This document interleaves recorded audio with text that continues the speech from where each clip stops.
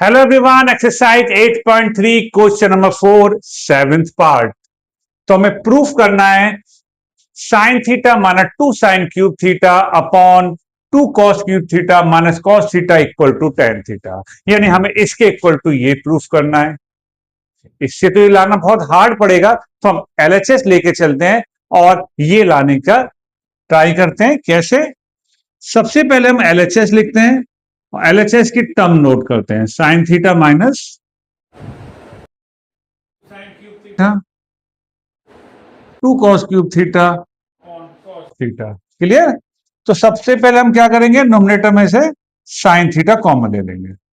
ये आ गया 1 minus 2 sign square theta और नीचे से कॉस थीटा कॉमन ले लेंगे, तो ये आ गया 2 कॉस का थीटा माइनस 1।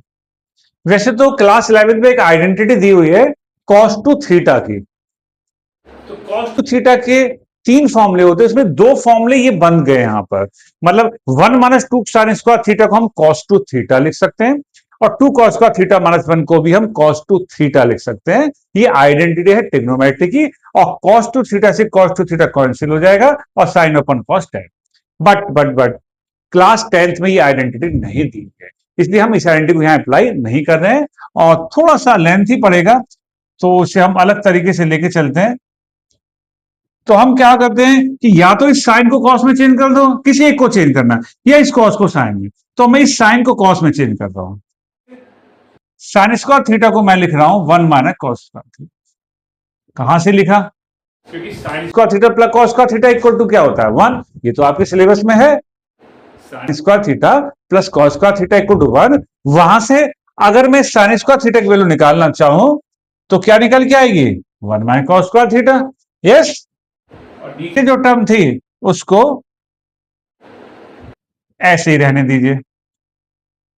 अब जो आपने ऊपर लिख दिया है इसका ब्रैकेट ओपन कर दीजिए। 2 1 जा 2, माइनस माइनस प्लस, तो 2 प्लस 2 कॉस स्क्वायर थीटा।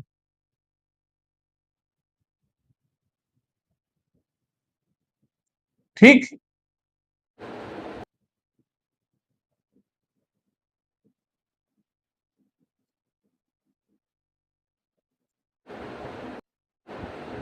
हमने देखा 1 माइनस 2 माइनस 1 होता है, दोनों के टर्म सेम आ गए, इसका मतलब ये कैंसिल हो गया